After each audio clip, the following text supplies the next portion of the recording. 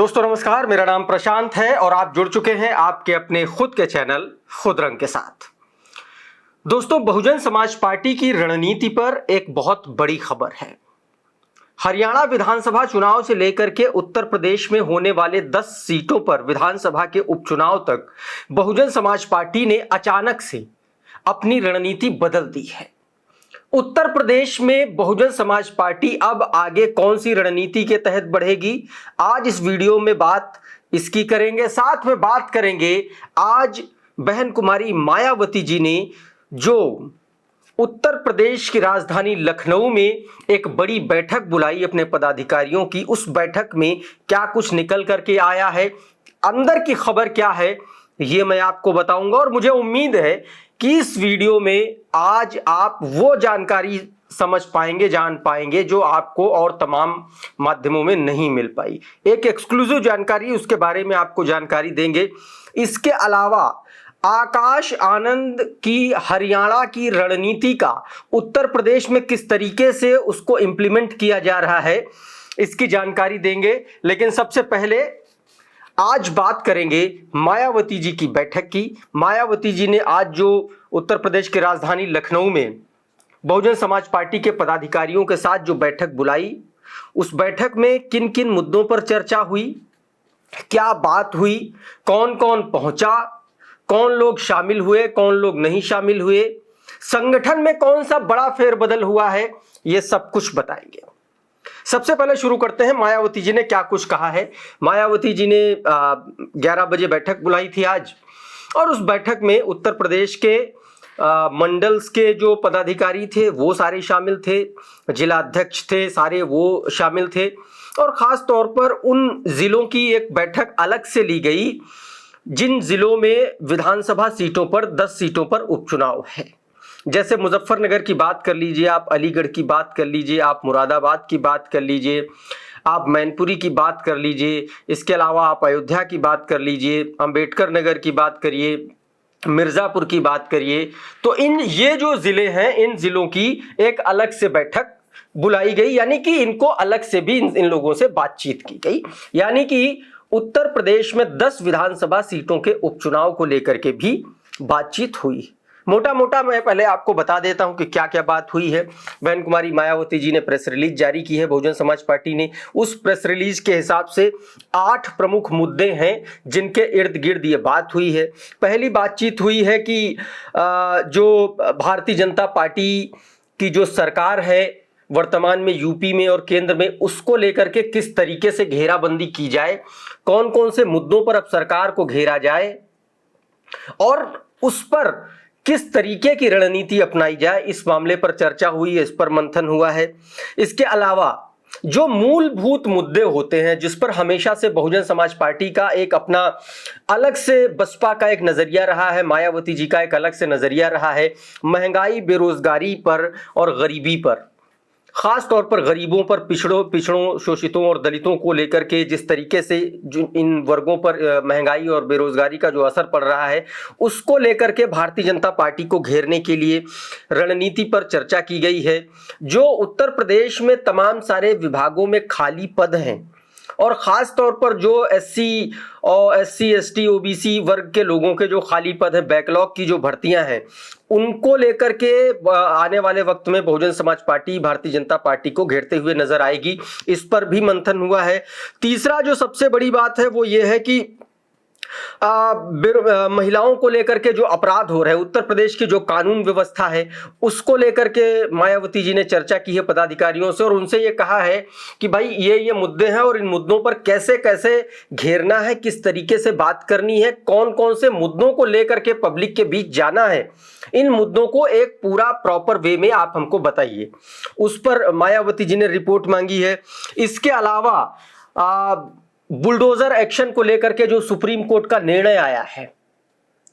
उस निर्णय पर मायावती जी ने वैसे तो अपना स्टैंड पहले से ही क्लियर कर दिया है सीधे तौर पर भारतीय जनता पार्टी पर हमला बोला और उन्होंने कहा कि जो काम केंद्र सरकार को करना चाहिए था वो काम सुप्रीम कोर्ट को करना पड़ रहा है। तो इस पर उन्होंने अपना स्टैंड क्लियर किया है और दिशा निर्देश दिए हैं कि इस मुद्दे को जोर शोर से उत्तर प्रदेश न सिर्फ बल्कि भारतीय जनता पार्टी शासित या कांग्रेस पार्टी शासित जो भी राज्य हैं जहां पर भी इस तरीके की कार्रवाई हो रही है वहां पर बहुजन समाज पार्टी अब इसके खिलाफ मुखरता से प्रदर्शन और आंदोलन शुरू करेगी। इसको लेकर के साथियों एक और सबसे बड़ा मुद्दा उस पर चर्चा की गई जो पूर्व राष्ट्रपति रामनाथ कोविंद की अध्यक्षता में जो वन नेशन वन इलेक्शन को लेकर के कमेटी बनाई थी, उस पर जो कमेटी ने अपना रिपोर्ट सौंपी है सरकार को, कैबिनेट की बैठक में ये प्रस्ताव जो है स्वीकार भी हो गया, पास भी हो गया। तो इस पर मायावती जी का क्या स्टैंड है उन्होंने कल क्लियर किया था अपने ट्वीट में। उन्होंने कहा था कि भाई हमारा इसको लेकर के रवैया जो है वो सकारात्मक है, अच्छा है, हम इसका समर्थन करते हैं, लेकिन वन नेशन वन इलेक्शन का इस्तेमाल जनहित में होना चाहिए, ना कि अपनी सरकारों को बचाने के लिए, ना कि दूसरों की सरकारों को गिराने के लिए। क्योंकि इस तरीके की तमाम आशंकाएं, तमाम कयास लगाए जा रहे हैं राजनीतिक गलियारों में, तमाम सारे लोग इस पर सवाल उठा रहे हैं। अखिलेश यादव सवाल उठा रहे हैं, वो कह रहे हैं कि Bharatiya Janata party one nation one election इसलिए लेकर के आई है क्योंकि भारतीय जनता पार्टी को पता है कि अब जो है वो चुनाव जीत नहीं पाएगी, इसलिए वो चुनाव टालेगी और इस नाम पर टालेगी कि वन नेशन वन इलेक्शन कराना है और उसमें टाइम लगेगा। और इसीलिए अखिलेश यादव, तमाम सारे लोग इस पर अपना अपना उनका पॉइंट ऑफ व्यू है, लेकिन मायावती जी ने इसका सपोर्ट किया, इसका समर्थन किया, लेकिन उन्होंने शर्त ये रख दी है कि वन नेशन वन इलेक्शन का जो फॉर्मूला है, इस फॉर्मूले का यूज, इसका इस्तेमाल सिर्फ और सिर्फ जनहित के लिए होना चाहिए, जनता के हित के लिए होना चाहिए। इसके अलावा जातिगत जनगणना को लेकर के रणनीति बनी है कि जातिगत जनगणना को लेकर के अब बहुजन समाज पार्टी किस तरीके से आगे बढ़ेगी, कौन सी रणनीति के तहत आगे बढ़ेगी। इसके अलावा बहुजन समाज पार्टी ने संगठन में खास तौर पर उत्तर प्रदेश में कुछ छोटे मोटे फेरबदल किए हैं, बहुत ज्यादा बड़े फेरबदल नहीं हुए हैं। जिला स्तर पर कुछ जिलों में लोगों की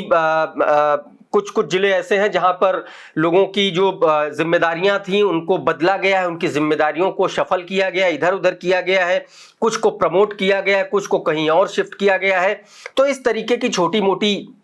जो फेरबदल हुए हैं वो बहुजन समाज पार्टी में हुए हैं, खास तौर पर जिन सीटों पर विधानसभा के उपचुनाव हैं। इसके अलावा उपचुनाव जिन जिन सीटों पर हैं उन सीटों का फीडबैक लिया गया, यानी कि जो पिछली बैठकें हुई मायावती जी की, 21 जून को हुई, फिर उसके बाद एक और हुई, फिर 27 जून को हुई, फिर आज हुई एक बैठक। तो जो पिछली सारी बैठकें हैं उनकी स्टेटस रिपोर्ट क्या है, जो दिशा निर्देश दिए गए क्या वो दिशा निर्देश ग्राउंड पर फॉलो हो रहे हैं, वो इंप्लीमेंट हो रहे हैं, लागू किए जा रहे हैं, नहीं लागू किए जा रहे हैं, इसकी पूरी स्टेटस रिपोर्ट आज बहन जी ने ली है। साथियों एक बहुत बड़ा बदलाव ये है कि आप देखते होंगे कि इस तरीके की फीडबैक बैठकें मायावती जी बहुत कम लेती थी, बहुत लंबे लंबे समय पर लेती थी, लेकिन अब आप देखिए कि हर महीने, पिछली बैठक 27 तारीख को थी और आज की बैठक 19 तारीख को हो गई, यानी कि एक महीने के भीतर ही बैठकें बुलाई जा रही। इससे पहले की बैठक और 27 तारीख की बैठक का आप देखेंगे तो वो भी एक महीने के भीतर की ही बैठक थी। फिर आप लोकसभा चुनाव वाली बैठक दीजिए, सारी बैठक एक महीने से कम के अंतराल में हुआ है। तो ये एक बड़ा रणनीतिक फैसला है। इसके अलावा उत्तर प्रदेश के 10 विधानसभा सीटों पर जो प्रभारी घोषित किए गए हैं उनकी स्टेटस रिपोर्ट ली गई है कि वो कैसा काम कर रहे हैं, वो विधानसभा के उपचुनाव में कुछ अपना प्रभाव दिखा पाने की स्थिति में है या नहीं है, इसको लेकर के क्रॉस वेरीफाई किया गया है। जिले से एक अलग रिपोर्ट ली गई है, विधानसभा से एक अलग रिपोर्ट ली गई है और जो मंडल है वहां से एक अलग रिपोर्ट ली गई, यानी कि तीनों अलग अलग 3 रिपोर्ट्स को लेकर के ये वैलिडेट करने की कोशिश की गई है कि जो उम्मीदवार बहुजन समाज पार्टी का खड़ा किया गया है, यह प्रभारी जो घोषित किया गया है, क्या उसकी क्या स्थिति रहेगी, क्या पोजीशन रहेगी चुनाव में, मतदान के दिन, इन सब पर एक गहन चर्चा की गई है। साथियों अब एक बहुत महत्वपूर्ण बात जो मैंने आपसे पहले भी कहा था कि इस पर मायावती जी बैठक में बात कर सकती हैं और बात करेंगी 9 तारीख को लेकर के। साथियों 9 अक्टूबर को काशीराम साहब का परिनिर्वाण दिवस है और उसके दिन मायावती जी बहुजन समाज पार्टी एक बड़ा अभियान शुरू करने की तैयारी में, एक बड़ा कैंपेन लॉन्च करने जा रही है बहुजन समाज पार्टी। और ये ऐसा अभियान होगा, ये ऐसा कैंपेन होगा, ये ऐसा मौका होगा जिसे बहुजन समाज पार्टी 9 अक्टूबर से शुरू करके विधानसभा चुनाव 2027 तक लगातार चलाएगी। और यह कहा जा रहा है कि यह विधानसभा स्तर से लेकर के गांव-गांव, बूथ तक, जिलों तक, मंडल तक, हर मतलब ग्रासरूट लेवल से लेकर के ऊपर तक यह अभियान पूरा चलाया जाएगा